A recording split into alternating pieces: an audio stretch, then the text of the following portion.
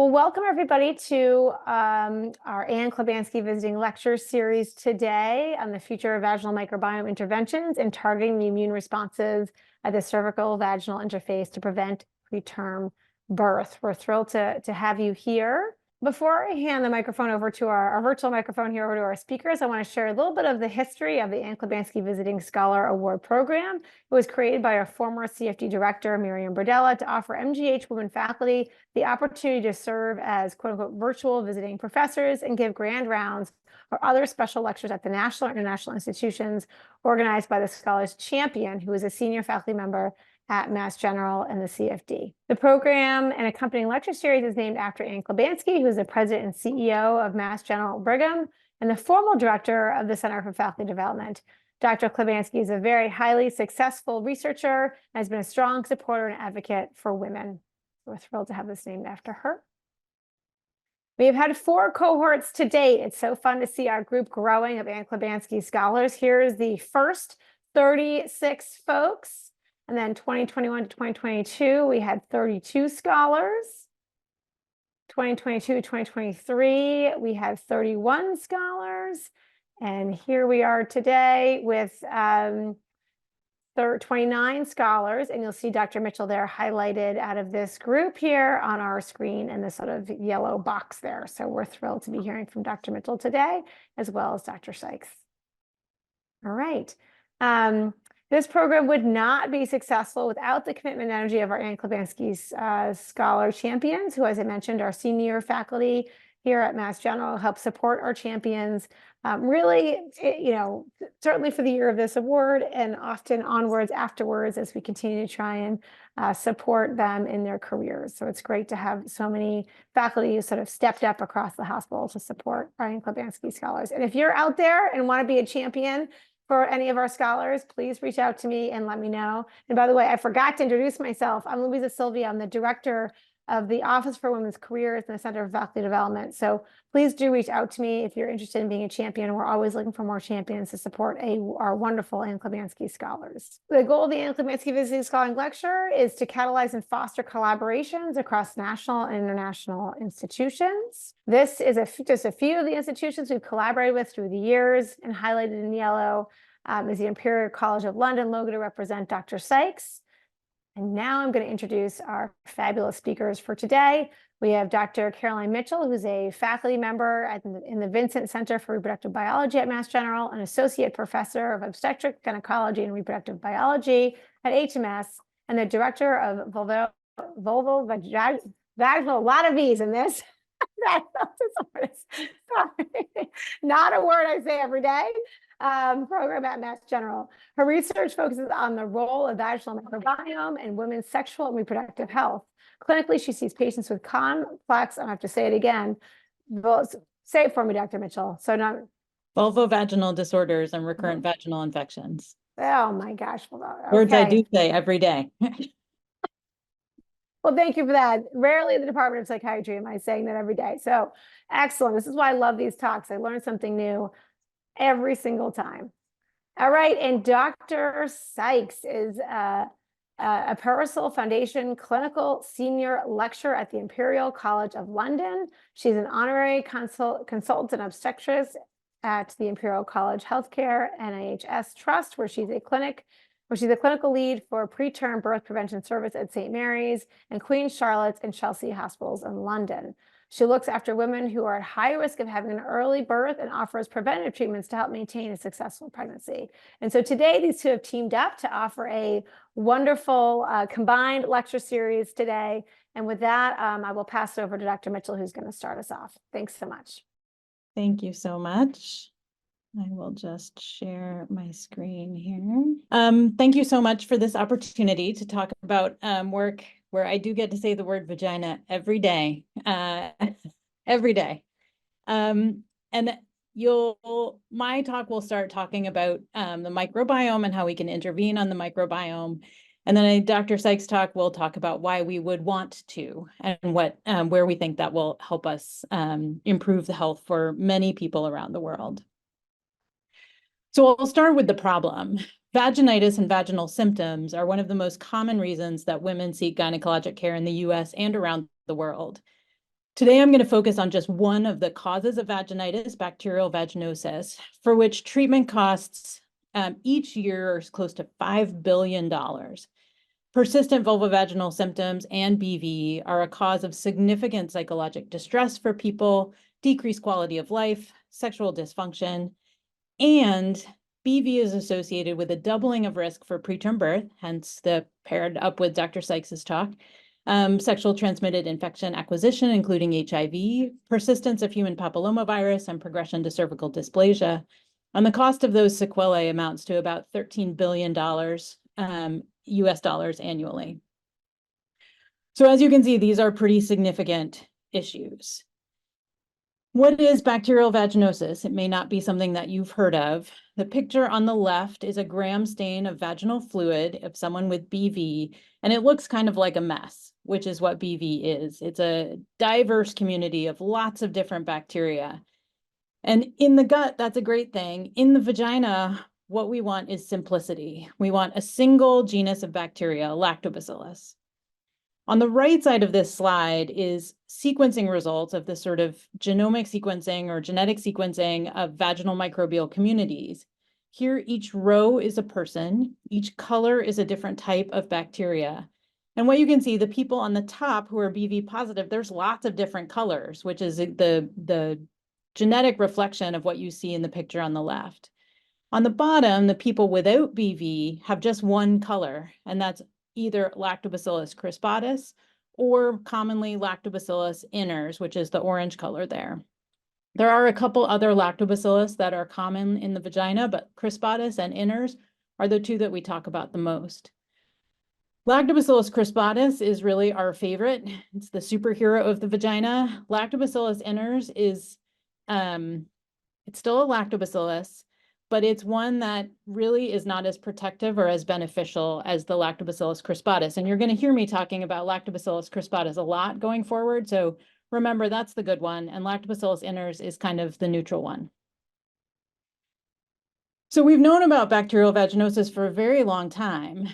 And the progression of treatment for this disorder, which is quite distressing for people and associated with really adverse reproductive health outcomes, has not changed since 1982.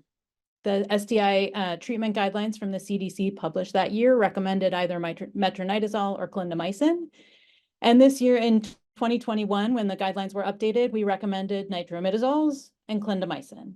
And those two antibiotic treatments are associated with a 60% recurrence risk in the 6 months following treatment, which I think everyone would agree is totally suboptimal. And in this era, when we are sequencing people's tumors to provide individualized chemotherapy for people, there is so much more that is available and that we should be giving to women because women deserve a lot better. So why, other than the historic neglect of women's health and specifically vaginal health, why is there so little that can be done for BV? The first issue is that humans are the only species with this lactobacillus dominant vaginal microbial community. Scientifically very interesting and also scientifically super frustrating because there aren't great animal models for us to look at the basic pathophysiology or to test new interventions to try and provide better treatment.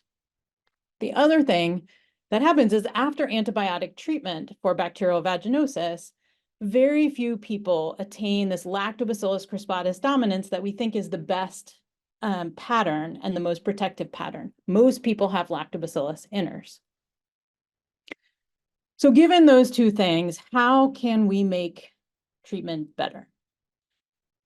So one thought would be, well, let's just put Lactobacillus crispatus in the vagina. And yes, there is a phase 2b trial that used a single strain Lactobacillus crispatus live biotherapeutic given after antibiotics. And that reduced BV recurrence by 15% compared to placebo, and that was statistically significant. However, the recurrence was still 39% at 6 months after antibiotic treatment. And after people stopped using the vaginal live biotherapeutic, only 44% of people retained colonization, suggesting that this works for some people, but not for all. So promising, super promising, but could be better.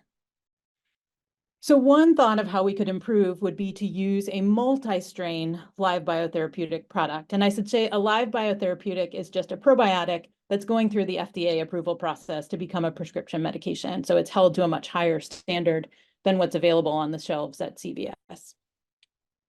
So we still want Lactobacillus crispatus, but there's multiple strains of crispatus. And so maybe if we use multiple strains, we'd be more likely to have more benefit for more people. Alternatively, maybe we need to provide a supporting cast of characters to help those Lactobacillus crispatus remain in the vagina. Maybe they need friends to provide basic metabolites or to provide some change to the community to allow them to flourish. So I call this my research double life because we are doing studies to look at both of these, and they're pretty different fundamental ideas underneath. So strategy one, vaginal microbiome transplant, has the idea we don't really know what the right community is, so let's just take a healthy community and put it all into someone else's vagina. So this has worked in the gut with fecal microbiome transplant for Clostridium difficile infection in a case where antibiotics absolutely did not work to restore the appropriate gut microbiome. There has also been a pilot study from Israel without a healthy controlled population, but just with people with BV. And it showed some success of the this initial approach. So my co-PI, Doug Kwan, who's based at the Reagan Institute, and I received funding to do the first randomized trial of VMT for bacterial vaginosis in the world, although they're now also doing one in Israel. So I will say we were first.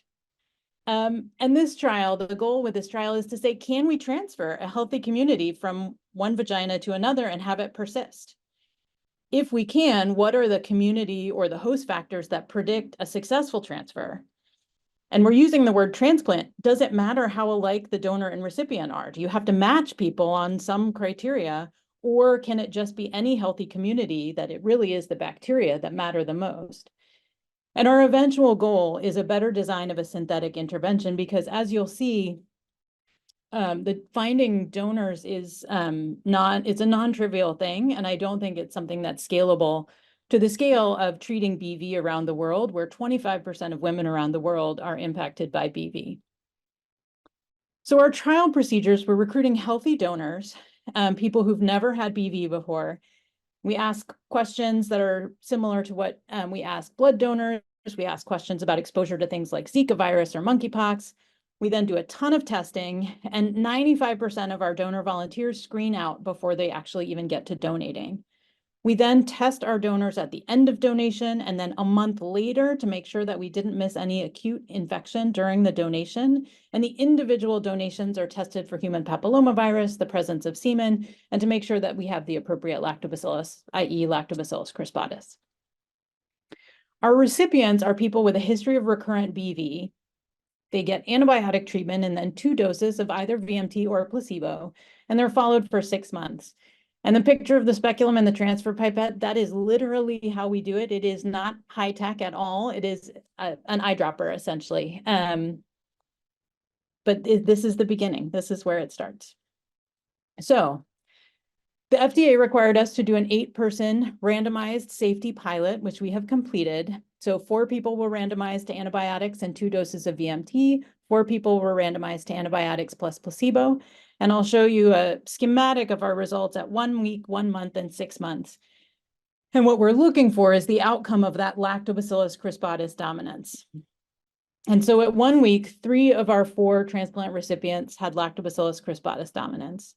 At 1 month, 3 out of 4 had Lactobacillus crispatus dominance, but it wasn't the same 3. One person sort of switched over. And at 6 months, 2 out of the 4 retained that Lactobacillus crispatus dominance. And when we did genomic analysis of the actual crispatus in the recipients, it is exactly the same as the crispatus from the donor, suggesting this really is engraftment of that healthy community or that healthy lactobacillus from the donor. And a year after her participation in the trial, this is an email that we got from one of our participants that really speaks to why we do this work. What she says is, you've changed my life. I no longer find disgust when I think about my body. And that, even if we do that for one person, it is a win. And I think these pilot results, A, there are no adverse events. This is safe, and we are continuing with this study. And B, I think it has a lot of potential for people who really the medical system has let down for a long time. So strategy 2 is totally the opposite. It says we know exactly what the good stuff is. It's Lactobacillus crispatus, and let's pick a certain number of Lactobacillus crispatus and use those. This is much more straightforward to manufacture. It's easier to see what does and doesn't work because we know exactly what we're putting into the product. It's safer, and there's less of a yuck factor. And what I'll say about the vaginal microbiome transplant study, I see people in clinic and they say, I'll do anything to get rid of my BV. And I tell them about the transplant study and they say, but maybe not that. Because I think there is this sort of aversion to having someone else's microbiome placed in you. So a live biotherapeutic avoids that. We are conducting this study in 2 sites, one in the US and one in South Africa. And the product that we've developed is using isolates of Lactobacillus crispatus obtained from people in the US and South Africa. And the way we designed this product, so the metagenome is all the genes from Lactobacillus crispatus found in a given vaginal community. And what we see is that there are more genes than can be explained by a single strain of Lactobacillus crispatus, suggesting there are multiple strains present. And so we have 15 genetically unique isolates of crispatus obtained from the US and South Africa, all from people who are stable, crispatus dominant over time. They're the people with the solid gold vaginal microbiome. And we use a proprietary algorithm developed by our collaborator Jacques Ravel at the University of Maryland to select the consortia of 5 or 6 of these strains that provide the most number of genes found in the total crispatus metagenome so that we can try and cover all of the genetic functional properties that we think are necessary for maintaining a stable community. We then tested those different consortia for antimicrobial effects against BV-associated microbes from the US and South Africa and picked the one 6-strain consortium that did the best. And then, because we said, we could make multiple different 6-strain consortia, and how do we know if this algorithm is the right algorithm? We took all 15 and put them in another tablet to have a 15-strain product. And we're hoping that we can use sort of natural selection to see which of the 15 colonize in people to maybe develop a better consortia of the ones that are the best. This is a randomized clinical trial that is ongoing in the US and South Africa. Our data coordinating center is in South Africa at this highly experienced clinical trials organization called CAPRISA. And then the laboratory site is in here at the Reagan Institute at University of Maryland and also at CAPRISA in South Africa. So it truly is an international collaborative trial. This is our PI in South Africa, Disebo Potloane. And I am the sponsor for the FDA here in the US. It's a 5-arm trial, only one of which is placebo. We're comparing different dosing strategies for the 6-strain consortium versus the 15-strain consortium. And this is the first use of this product in humans. So we're calling it a phase 1 or experimental medicine study. And there's so many questions this trial will answer, but will the same isolates colonize in all recipients? Which host factors predict successful colonization? Does it matter whether the isolate came from South Africa in South Africa or the US in the US, or will sort of cross-geography strains do better? And does response to antibiotics inform colonization success? Because ideally, we'd like to not have to use antibiotics, because for many people, use of antibiotics is really not their preference. And here also, our goal is a better design of a synthetic intervention. It's possible that this 6-strain consortium will be the thing. It's possible, but it seems unlikely since this is one of the first multi-strain crispatus live biotherapeutics in the world. And so probably there's a way to iterate and make it better. The other thing that I have learned from these 2 studies, which you'd think I would know as a physician, is that we should really be asking the patients what they want. So this is a picture of our live biotherapeutic. This is the tablets that we made, and we made tablets because we hear from patients that people don't like messy gels or creams. So this is from qualitative interviews that we have done here in the US. People say, I hate creams. They're really messy. They end up coming out anyway. Suppositories have never tried, but maybe there's discharge, but it's easier. So we picked a tablet. And we hear from people, yes, it's messy. I don't like it on my clothes. Vaginal application is what we've gone with because getting something to transit through the gut and get into the vagina is like an extra hurdle, an extra level of difficulty that we're not there yet.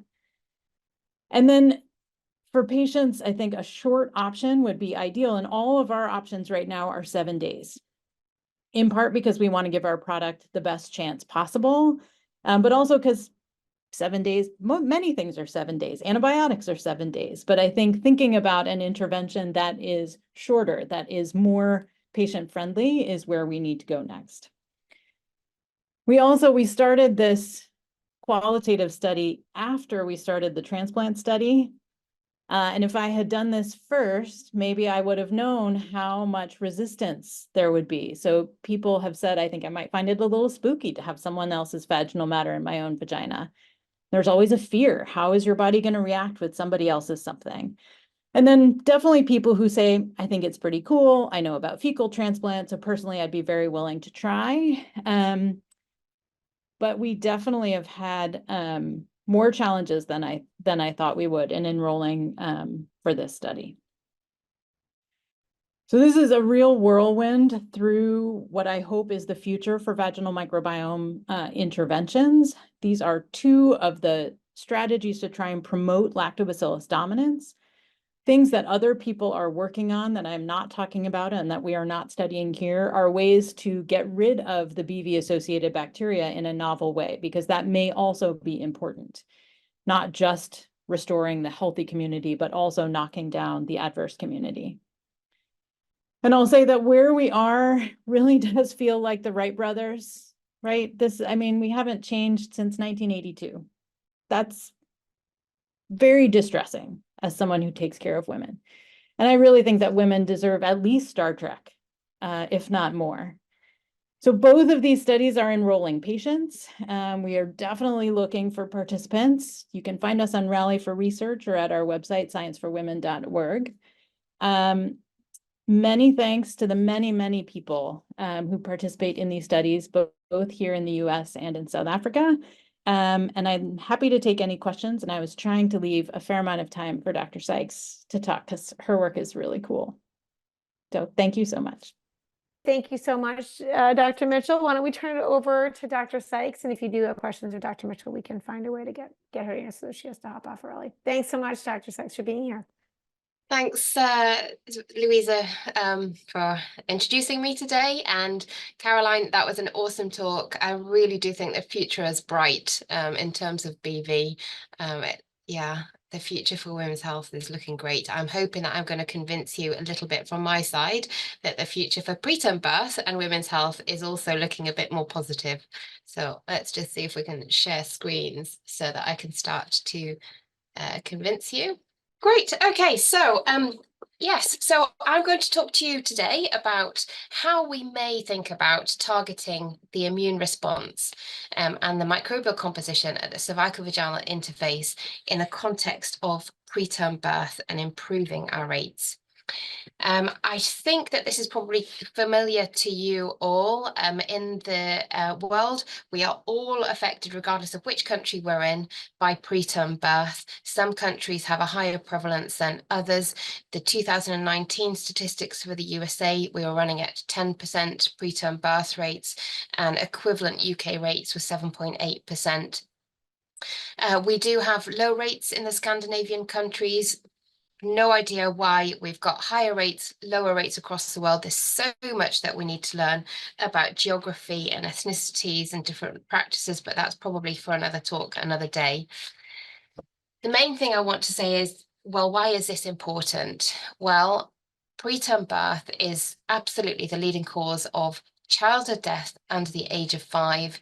It's the leading cause of death up to the first year of life, and it's the leading cause of death in our neonates that are born early.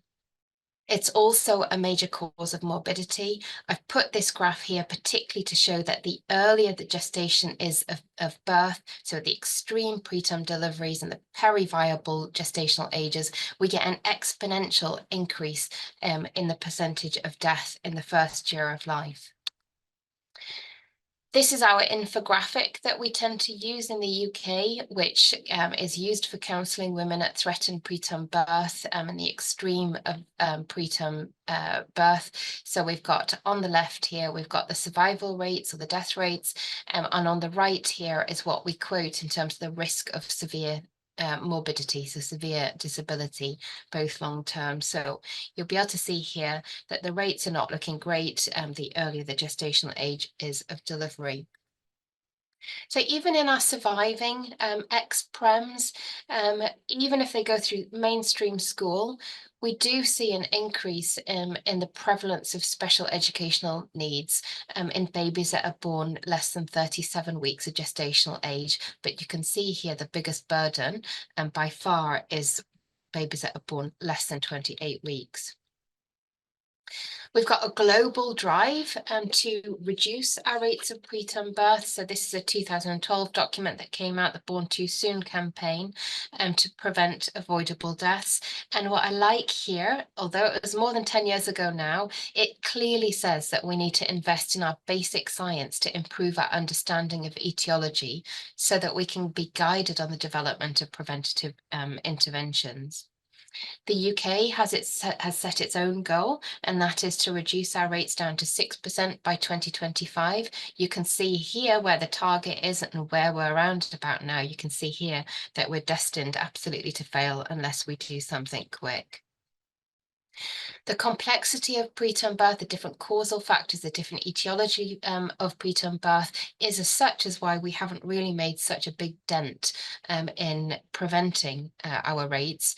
This is just to demonstrate that 30 to 40% are due to iatrogenic reasons. So actually we're wanting to deliver the baby early, either for maternal reasons or for fetal reasons or for both, to improve outcome. However, the biggest proportion of preterm births are our spontaneous preterm births, which occur in 60 to 70%. You can see here that there are a lot of factors here contributing to mechanism and etiology, but I want to highlight here the most common causal factor has been attributed to evidence of infection at the fetal membranes or amniotic fluid, which is considered to be probably the most common cause is ascending infection from the vagina. Very quickly, I want to point out that we do not have any predictive capacity or any treatment capacity to target this as a particular cause of preterm birth. Now, these are two characters that I've worked with for over a decade now, and they have contributed along with our patients and the infrastructure that we've got at Imperial to recruit women and study our women at high risk of preterm birth. But as an accumulation of these publications, I think it's very fair to say that there's no doubt that the composition of the vaginal microbiota really heavily influences pregnancy outcome. We can see that it influences the rates of cervical shortening, which is a prerequisite for preterm birth, influences the rates of preterm rupture of membranes, and overall the rates of spontaneous preterm birth. Probably doing a bit of discredit here if I simplified all of those publications now to these guys, and Dr. Mitchell alluded to the fact that we've got these community state types of CST1, which is heavily dominated by Lactobacillus crispatus, which I would refer to as the good. And then we've got CST3, which is Lactobacillus iners dominant, and I would refer to that as the bad. And then probably the highest risk of developing preterm birth is this diverse category where we're depleted of lactobacilli, and that I will refer to from now on as CST4.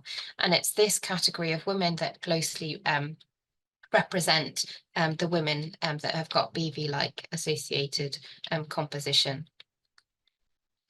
So My area of work has been looking at how the immune response of the mother changes in pregnancy, and particularly how that might influence preterm birth. With the addition now of what we know about the microbial composition, well, I think we're able to really start to think about how we exploit what we know and what we're learning to see if we can develop new predictive tools that we desperately need and new novel therapeutics. And the beauty of this would be that we could potentially improve our phenotyping of our women and pull them out early, and then actually target them with the right therapies to improve efficacy of therapies. So what I'm going to talk to you today about is a little bit about the innate immune response, a little bit about the cellular immune response. I'm going to reserve perhaps for another talk what we're now learning about the adaptive immune response as well. The infrastructure that we've got at Imperial is phenomenal with the support of our funders. We are linked by the college to the trust, Imperial College Trust. So we've got 3 hospitals that we recruit women at high risk of preterm birth from across London. We've got a fabulous infrastructure with research midwives and clinical research fellows who are currently doing PhDs. And typically what we would do is recruit women at these 3 time points of their pregnancies and collect a variation of samples, blood to look at peripheral immune phenotyping. Belen, who I'll talk about a little bit later, has really worked up and optimized the ability to take cytobrushes and look at the immune cell response at the cervicovaginal interface. We've got our standard swabs to look at immune phenotype and the microbial composition. What I'm not going to talk about today is our soft cups and our glycomics program of work. So we'll focus today really on looking at the immune milieu and microbial composition.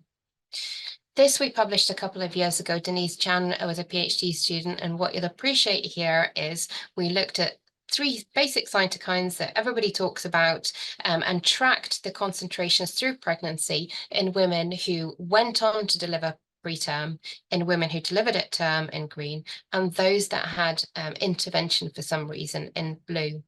And what I think you'll appreciate is with these all 3 cytokines across pregnancy, prior to them actually delivering preterm, there was an upward trajectory for the concentration at the cervicovaginal interface if they went on to deliver preterm. Whereas in contrast, women that were delivering at term without any intervention at all were pretty stable through those 2 time points of pregnancy. Then when we layered on what the microbial composition was, either by being deplete versus dominant of lactobacillus, CST3 or CST4, you can see that the women that ended up delivering preterm, overall, there was a higher median concentration of these 3 cytokines at the cervicovaginal interface. I do want to point out, though, still that there's a huge amount of variation, even within these subgroups. So there's still a lot that we need to unpick here as we learn more. But what we started to learn in this publication was we started to look to see if there was any potential role of the complement system. Now, we have known for a very long time that these are what is required. Cytokines, matrix metalloproteinases, COX-2, prostaglandins are required for all the processes required, even for term birth, but are amplified too early in cervical remodeling, PPROM, and ultimately preterm birth. But there's a whole blankness in terms of what the complement system may well be doing as a contributor. So in this publication, we demonstrated in cervicovaginal fluid that there were differential concentrations of these immune mediators, specifically ones that are involved in microbial recognition. We also homed in on a few of the complement proteins here. C3b, which is an opsonin, which binds to bacteria and will then ultimately lead to binding to neutrophils. But also we were interested in looking to see what the chemoattractant C5a would be doing, and also showed differential responses depending on CST and depending on pregnancy outcome. So that led us to want to work out, well, are cervical neutrophils playing a role here? Because we know in other systems and other conditions, we know that neutrophils have the capacity to secrete all of these that are required for labor to happen. So Belen, she spent all of her PhD working on neutrophils and the complement system, a painful 1.5 years working with neutrophils. If anybody's worked with them before, they'll know that they're very fragile cells, need to be worked on very quickly. But she spent the time optimized this experiment where she extracted neutrophils from cytobreast samples and put them through the flow cytometer. You can see here that they're high in CD15, low in CD14 as a marker. And what she showed was if we were to compare matched peripheral with cervical neutrophils from our women at high risk of preterm birth, that indeed at the level of the cervix, we show signs of activation. So we see that CD11B and CD62 expression are reduced as a sign of migration.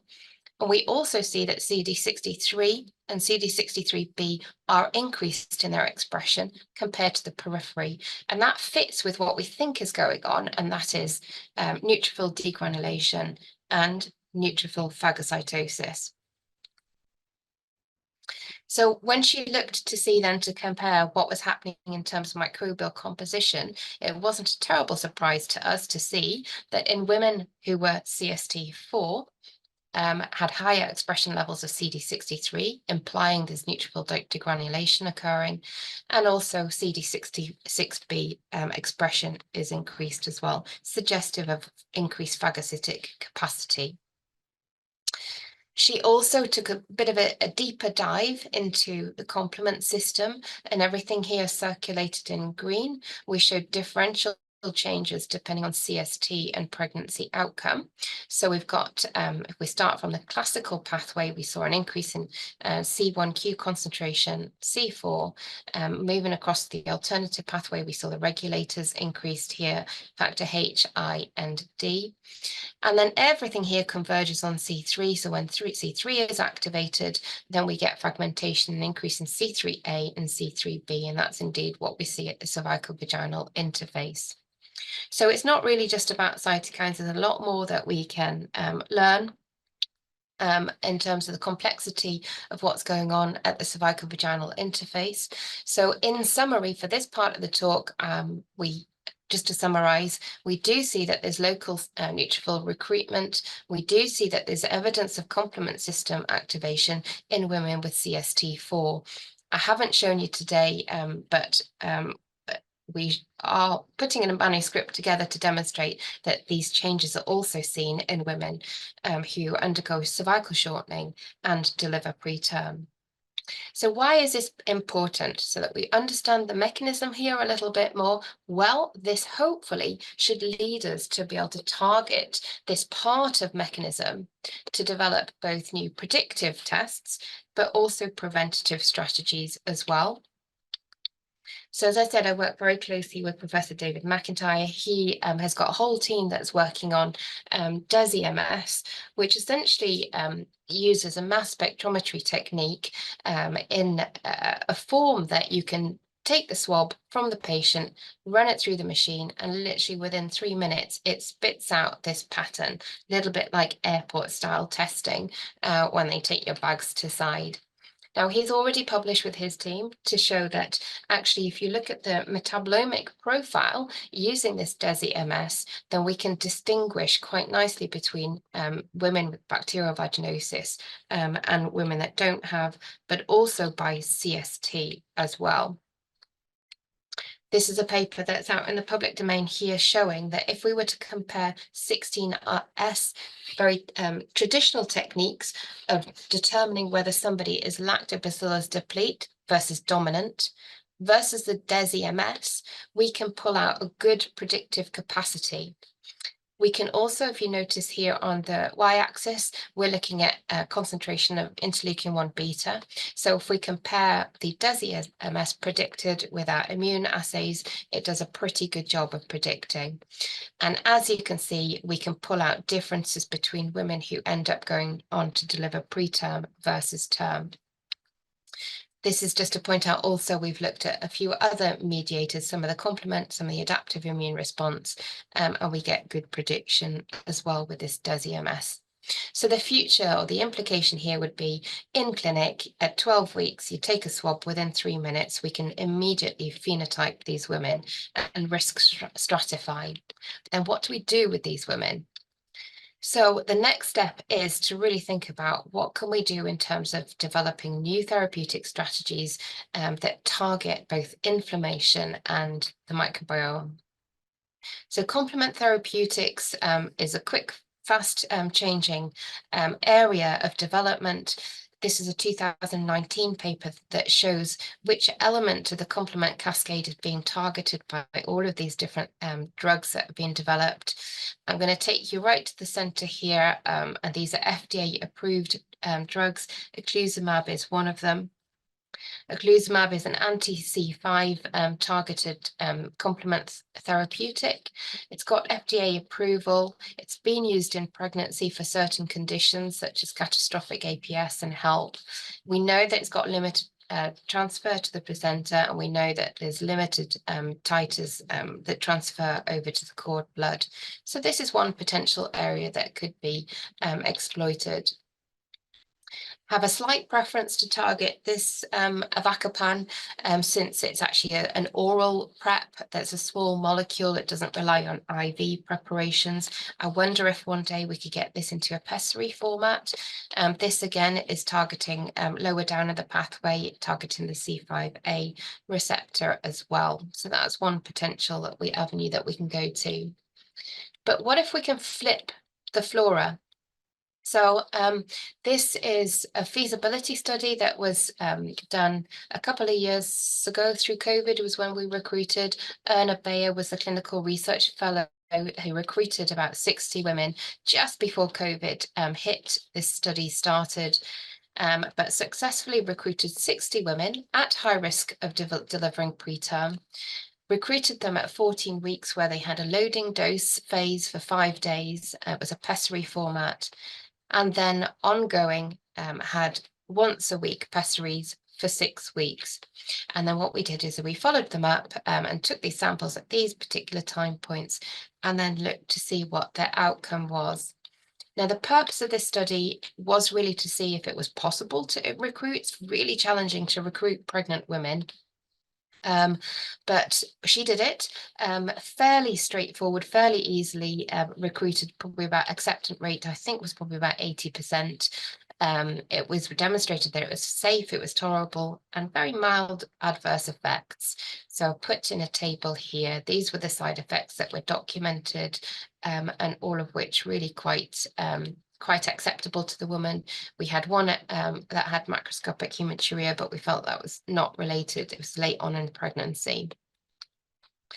Now, the other thing that we wanted to look at, although I must stress that we were not powered to look at outcome, pregnancy outcome, but what we did do was have a comparator group, a historical cohort of similar demographics to the Lactin V cohort to compare what our pregnancy outcomes were.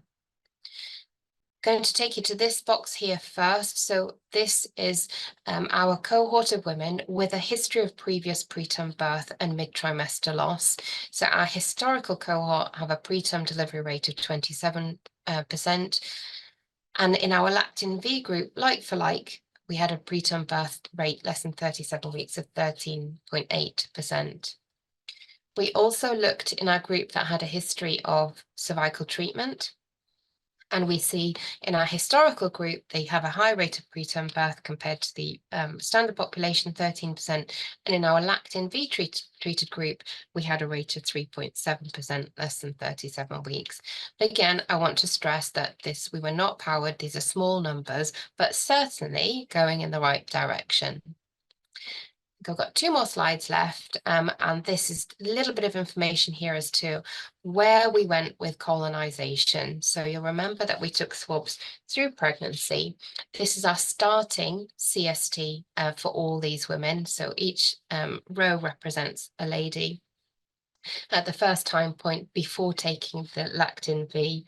Got a bit of a traffic light system going on here. So the red is the ugly CST4, the orange is the intermediate CST3, but I want you to focus on all the blue dots.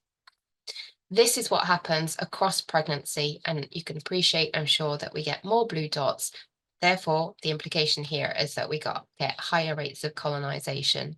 Not everybody colonizes. You'll see that there are some red dots all the way through, and it is important to stress I'm not saying that this is a one size fits all, fix everybody, but certainly you can appreciate that we are able to flip the flora. A very quick peek at some of the immune data. We've got a heck of a lot still that we haven't reported on yet, but this is the three musketeers that everybody seems to like to report on: IL-1 beta, IL-8 and IL-6. You'll appreciate across time we see a significant reduction in IL-1 beta concentrations, a non-significant but yet following the right trend reduction in IL-8, and a reduction in the detectability of IL-6 across time. I want to point out that our time point 4 at 28 weeks, the women have already had about 6 weeks off Lactin V. So it's nice to see that there's a sustained immunomodulatory effect. So my take-home messages here is it's not just all about cytokines, it's commonly related, reported in the literature. I hope I've convinced you that globally we've made real good progress in understanding the role of micro-post-immune interactions in preterm birth risk. And really, we need to think seriously about exploiting these findings now and getting them into clinical practice so that we can make a real difference for our women. So I think, as well as Dr. Mitchell's talk, I think the future is really looking bright for our women where it comes to vaginal microbiome. So I want to say a huge thank you to everybody here that stands behind all the data that I've presented today, and of course our patients, which we can't do any of this without, and certainly to our funders as well. Thank you. Well, thank you so much. This was great, a wealth of information, and we do have a few minutes if anybody has, again, any questions. We still have Dr. Mitchell, so she hasn't disappeared yet. I think we have her for a few more minutes if there's any questions for the group. Yes, Dr. Mitchell. I'll take the prerogative of the other speaker. Lynne, do you see in your data that there are people who are particularly vulnerable to a CST4 microbiome? Like, are there people for whom it doesn't matter what the microbiome is and they'll be fine no matter what? Or is everybody vulnerable to CST4? Yeah, there's so much variation in the woman's immune response for a start that we've really got to unpick. Yes, there are so many women that have CST4 and do absolutely fine, and so many that are LNAs and do absolutely fine. There are a few things that we are looking at. Going to give a bit of a hint that possibly the ABO blood group phenotype may influence colonization and host immune response, but we've got a way to go. And I think if we inbuild those questions into the studies that we're doing with Lactin V, with the transplants, then I think we'll learn a lot more. I don't know how race ethnicity influences the immune response in our population, but it's certainly, as we're building up our numbers, soon I'm hoping that we'll be powered to start addressing that as well. Great, thank you. Any other questions from the group?